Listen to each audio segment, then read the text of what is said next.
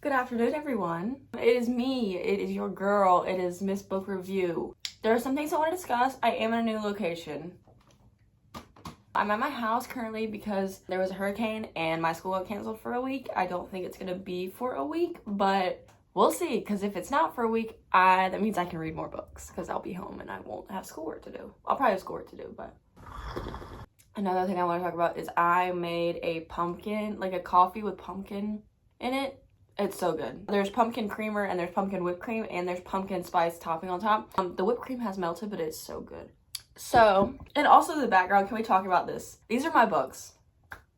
Not all of them, but these are my books. These are the majority of my books. They are my prized possessions. They are my favorite thing that I own. It has taken me years to collect all of these. These are all the ones I've read. This bottom shelf are all the ones I've read, plus those right here. I've read these. And then this shelf is the one I haven't read. I also have a suitcase full of books that I have read in my room that I haven't put on here, and I'm trying to figure out where I can put them. And I have books at college that I haven't read. I have like probably 10 at college that I haven't read. Like, just look at them. They just look so beautiful, and let's take a moment. Stunning. Okay, so this video is my August and September wrap up because today is October 1st. These are all the books that I read in the month of August and the month of September, because I didn't do a September one just because I read like 3 books and I was like, that's not enough to warrant a video. I made 2 months worth of books. This is our stack.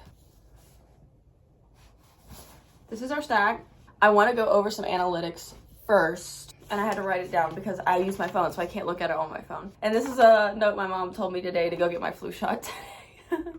I read 3 fantasy books this month. I read 1 sci-fi, 1 historical fiction, 2 romance, 2 thriller/mystery, and 1 psychological fiction, which I think could just be considered fiction, but it said psychological fiction when I looked up the genre. I have 4 3 stars, 4 4 stars, and 2 5 stars. So I think it was a really good reading month. I feel very accomplished reading the books that are on here. So the first book that I read this month, I'm gonna put it here because I don't have the actual book, is A Light in the Flame.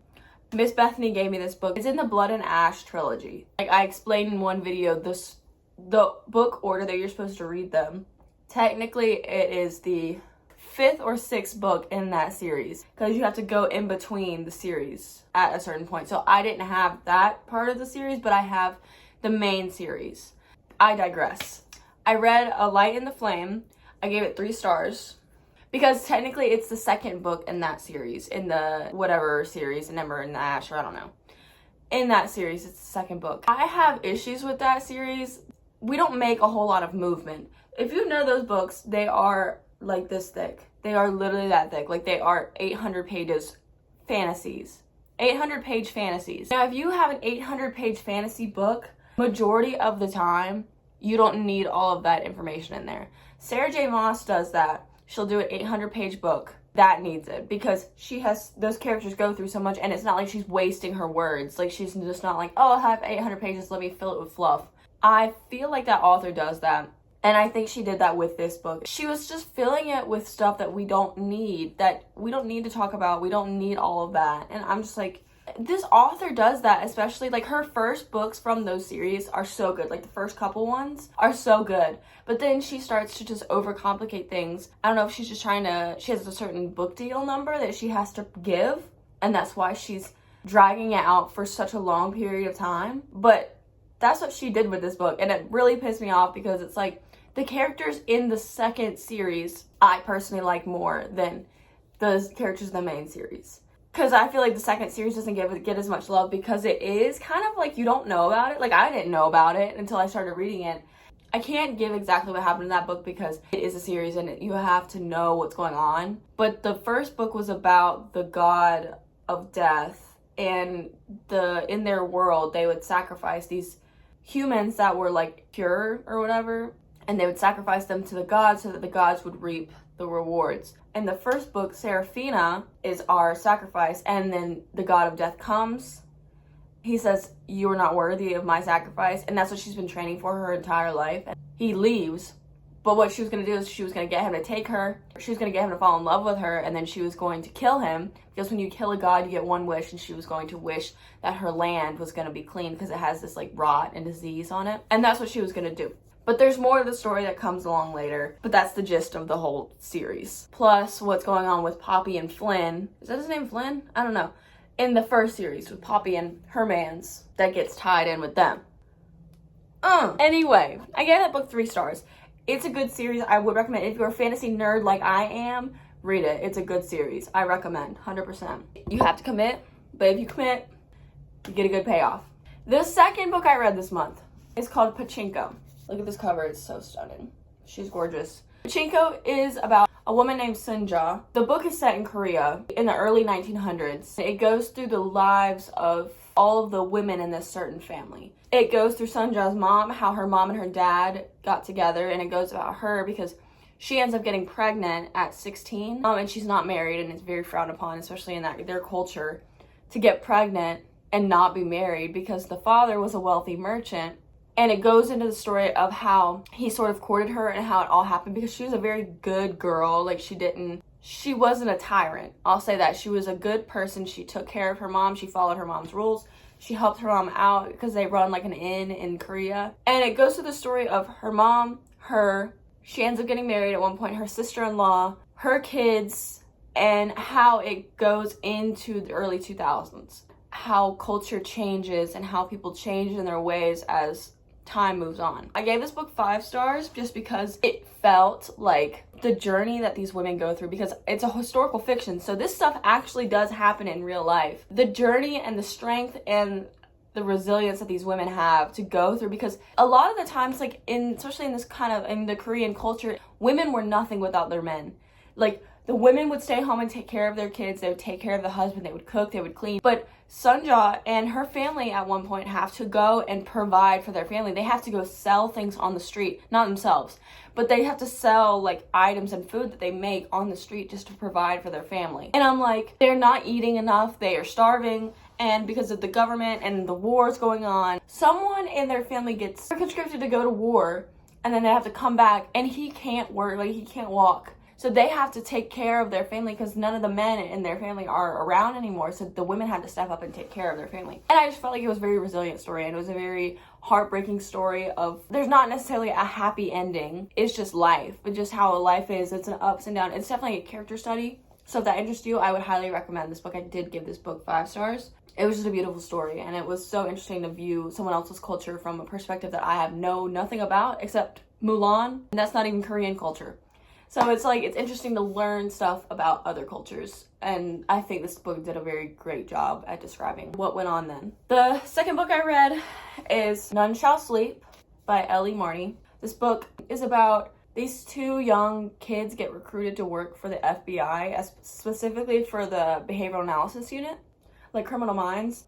The reason that these 2 specific people were chosen, one works with the FBI and he wants to get higher up in the organization, but he's like 19 or 20. And then the girl that they choose, she went through something traumatic where she was kidnapped. They want these 2 kids to go and interview other teenage serial killers because they feel like, because they are teenagers themselves pretty much, or young people themselves, they could relate to these criminals and get the criminals to talk to them. And it goes through their story of how there's another reason they weren't recruited, not just because they could interview people. There's another crime going on behind all of this. And I gave this book 4 stars because it was good. I wasn't great. I was definitely lost in certain parts.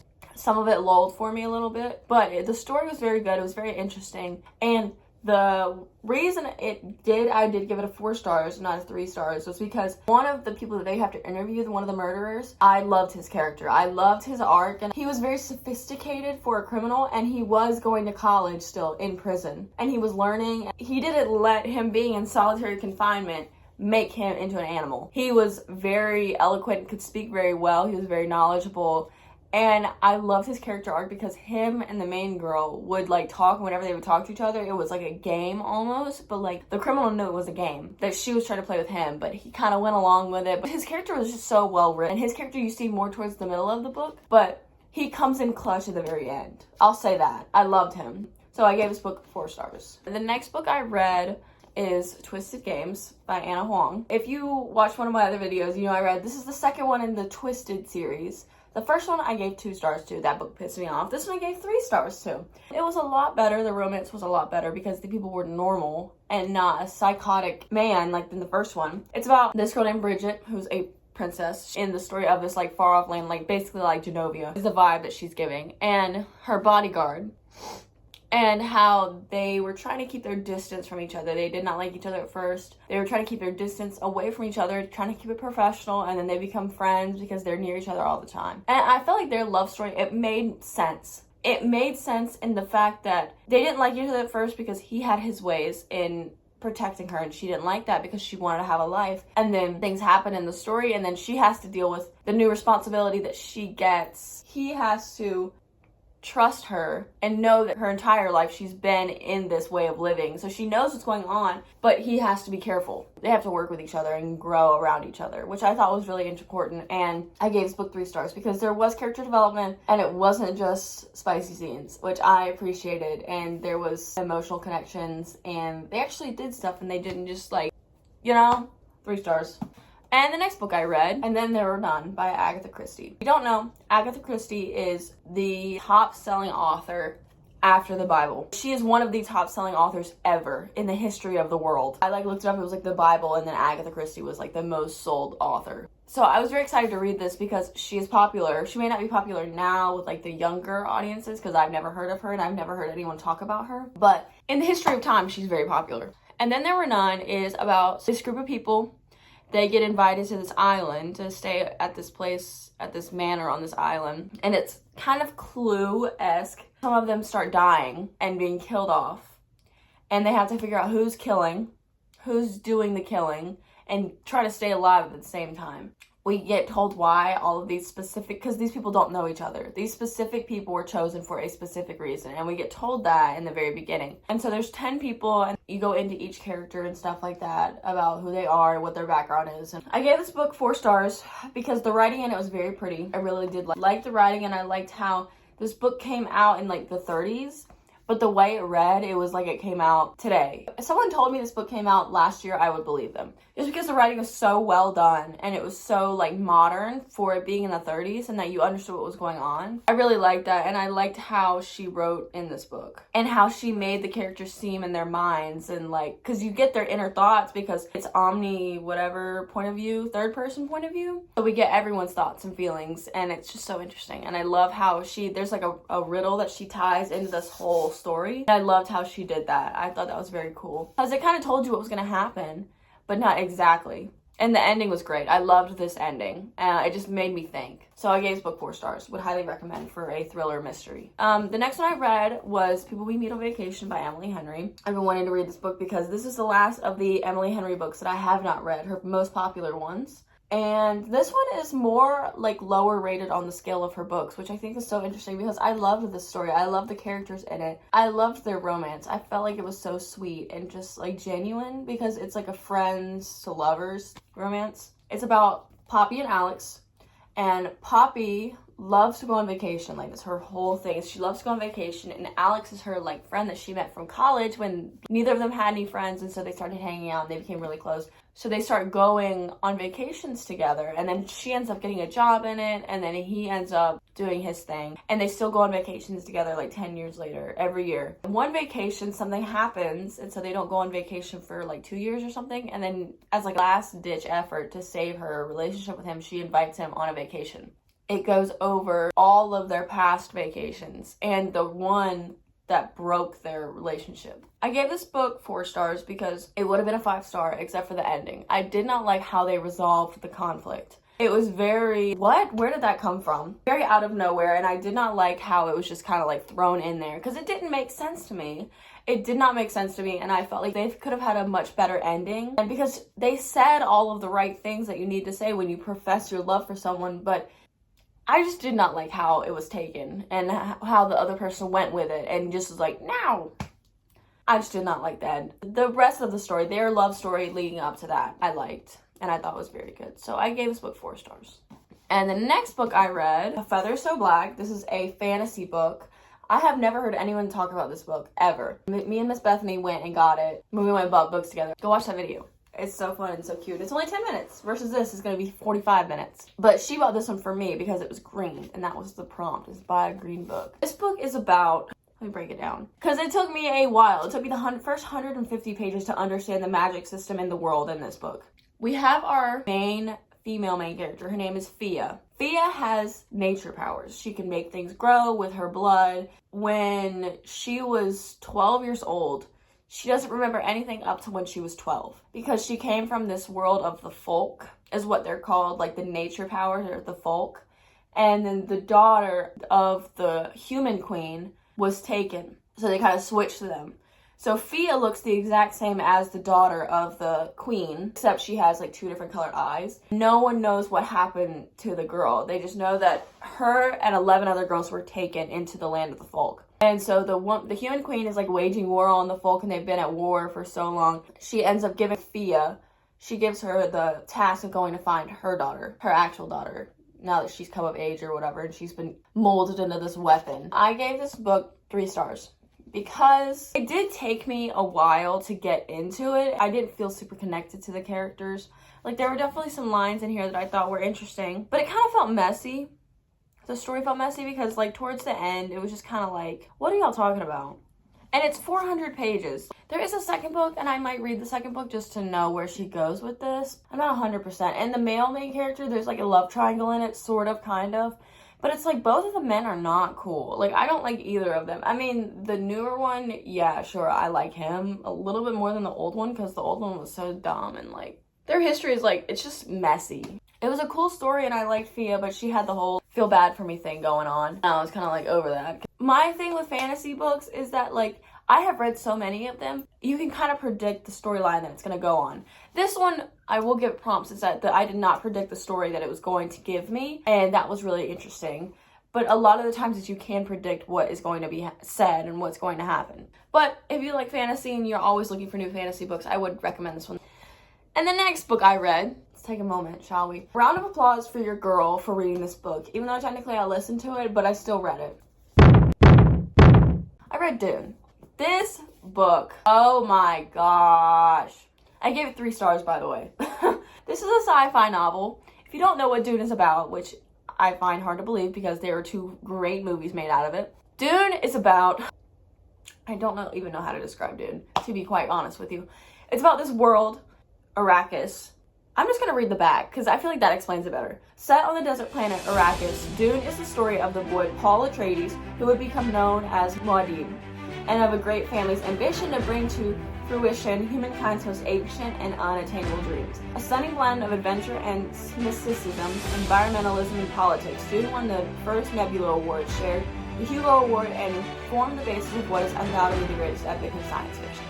This is a sci-fi book, okay? Sci-fi and me, we don't go together. I feel like I could get into sci-fi because I do love fantasy, and sci-fi, I feel like, is a version of fantasy just with more mechanics and more math. It follows Paul Atreides. He's our main guy. He is our male. He is our leader, Paul Muad'Dib Atreides, you know? He is the son of a duke, and he comes into power, but he also gets taken from his hometown and kind of put into Arrakis, and he ends up learning the ways of these people called the Fremen, who are the locals that live on Dune. Because it's a sand planet, there's no water, so the water is like their life source. Like, it's how they live. There's 3 books in this. There's 3 parts. There's 3 books, not 3 parts. There's 3 books in this one book. And I'm like, if you do not know, Frank Herbert wrote 6 books for Dune. Then he died. Then his son went and wrote 17 more for some reason. And they're not as good, I heard, as the main story. But whatever. This book, there's so much information. There is so much information. The names are wacky. There's literally a glossary in this because there's so much information in it. I feel like if you were going to make something that complicated, don't make it. I could take a class on this book because there's so much information and so much, like, words that don't make any sense that are in another language that I don't get. It was a good story. It was, like, hats off to Frank Herbert for creating that world because that's insane. Because I know Star Wars is based off of this, and I think something else is based off of Dune. The storyline that he made has inspired so many other stories to be made. I'm just, like, in awe of him. Like, this book, it was insane to read it. Would recommend listening to it because it helps a lot more, but I definitely zoned out a lot for this book, like reading it and stuff. It was just a lot. If you like sci-fi, read it. If you get really bored one day and you want to listen to it, sure, it's a 22-hour long audiobook, so just FYI. I am glad that I read it because you get more context, and like when I watched, because I watched the movies first before I read the book, because I was like, I'm never gonna read that. And then I watched the movies and I'm like, I need to know what they're thinking because I can't deal with the no context thing. So it does give more backstory of like how they're feeling and stuff. And I feel like Paul is definitely portrayed differently in this than he is in the movies. Like in this, he's kind of like psychotic. Like he's more like not feeling. His emotions are very like, he doesn't have any. For example, when someone dies in his life and he goes, I'm trying to mourn them, but I genuinely cannot feel. I cannot make myself mourn them. Like I don't have the emotions to mourn them. I'm sorry. What? Okay. Okay, girl. All right. But anyway, yeah, it was good. It was entertaining. Well, not really. It was hard to read. I'm going to be honest with you. But I would recommend this book if you want to read a difficult book. Read Dune, because it's impressive if you've read it. The next book I read, Throne of Glass by Sarah J. Maas. I'm rereading the series, y'all. And I'm so excited. I have a tattoo of it on my arm. I literally have a tattoo of it. I love this series so much. This will be my third time rereading the series, I think. If you don't know what it's about, read this book. You have to read this book. Like, you can't not read this book. You cannot be friends with me and not have read this book. New standard of friends. Sorry. This book is about our female main character, Miss Selena Sardothien, Ardalan's assassin. I love her. I want to be friends with her so bad. She's a legend and she's a G and she is the best thing ever. My favorite female main character of all time. Of all time. I'm so serious when I say that. I'm so serious. That book, the series, is about an assassin. Ardalan's assassin, to be specific. She gets captured. She gets herself in these trials for the king of Ardalan to become his champion and to do his bidding. She gets put into this competition where she has to compete against other people for the title of the king's champion. To do his bidding. That's the whole story. There's so much more to that story, but that's where you get started. I just love that book. I could write an essay. I'm so serious. I could write a 20-page essay on this series. Oh, that's how much I love it. I don't want to talk about it anymore because I'm going to get emotional. Okay? And I'm going to start reading the second book hopefully within the week. I gave this book 4 stars because it's a 5-star series, but this book was 4 stars. The next book I read, this is the last book. We've come to the end, y'all. We've come to the end. And let me say we finished the month off with a banger. A banger. My Dark Vanessa by Kate Elizabeth Russell. This book has changed my life forever. I annotated the mess out of this book. I want to talk to somebody about this. Like, I want to make a video about this book because I want to discuss all of the things I've underlined and how just like complex this book is. I give this book 5 stars if you can't tell already. 5 motherfucking stars. My Dark Vanessa. The story is about Vanessa. Vanessa Wine is our main character. She is a 15-year-old in high school. She's a sophomore in high school. She becomes involved romantically with her English teacher, Jacob Strain. Jacob Strain is 42. I don't know why, but that whole trope intrigues me so much. Like the Lolita of it all, if you've read Lolita. I tried to read Lolita and I read the entire thing except for the last 20 pages for some reason. I don't know why, but that trope just intrigues me. It's just like the older teacher getting with the 15-year-old. I don't know. I think it's just the psychological side of it is so weird and like how can you get there? But it intrigues me so much. My Dark Vanessa, she gets involved with her English teacher, and the way the story is told and the way he psychologically messes her up, how she just becomes a shadow of him in the end, and how his imprint on her life, it stays with her forever. I just want to go through all of these quotes and just read them. I'm going to find a couple that I really like and then I'm going to read them. So this is right after their one incident that kind of sparks the entire thing, like their first romantic encounter. The 9 other students pack up their things and leave the classroom, carrying on with their lives to practices and rehearsals and club meetings. I leave the room too, but I'm not part of them.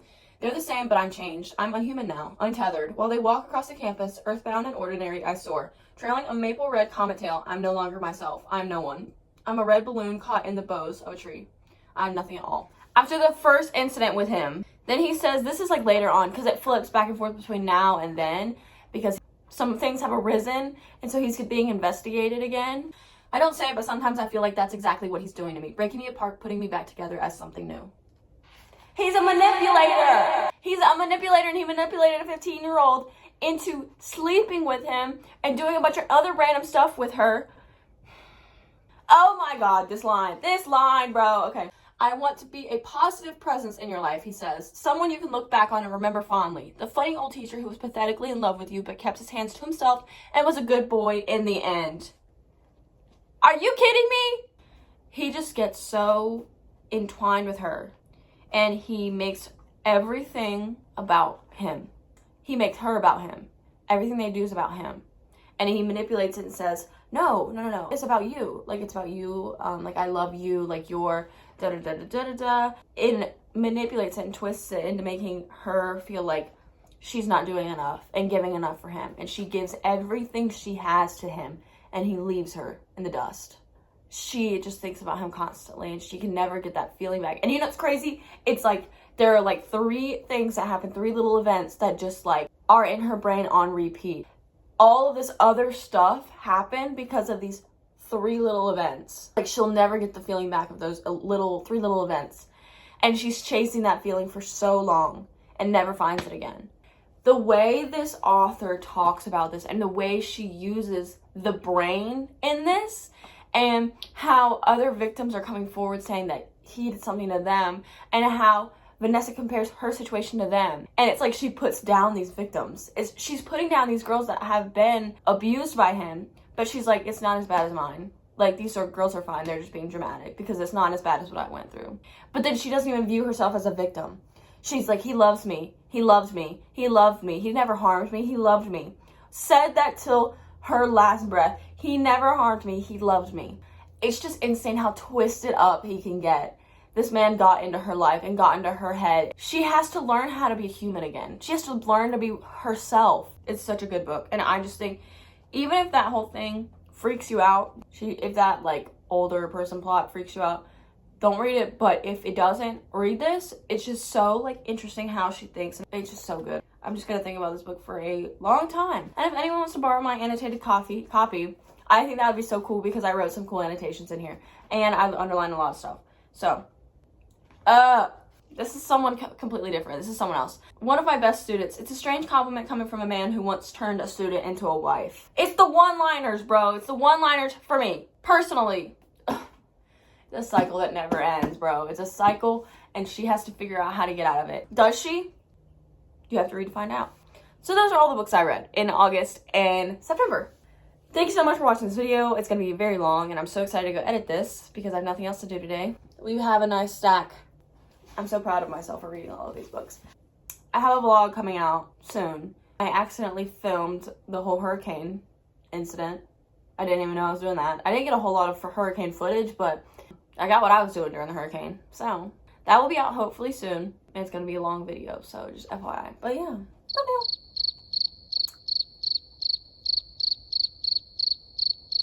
Thumbnail. Okay, thanks for watching, guys. Have a lovely day. Please read these books. If you do, let me know what you think. If you have read them, please let me know what you think. I love you all. Thank you so much for watching this video. Share this with your friends, bro. I'm trying to become a YouTuber. I want to do this full time. I want to read books and give reviews on them and make book content. That would be such a fun job to do. So, hope my dreams come true. Share this video. Okay, I love you so much. Have a good day.